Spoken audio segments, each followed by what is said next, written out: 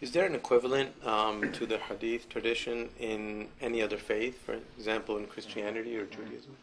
Yes, in fact, the Christianity, Judaism, and Islam are structurally the same.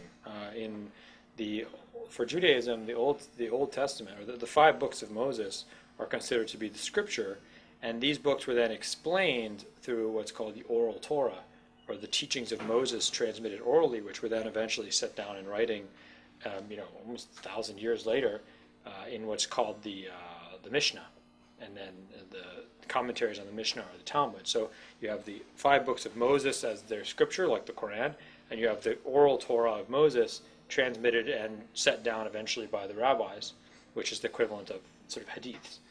And in Christianity, the early Christians, their scripture was the Old Testament.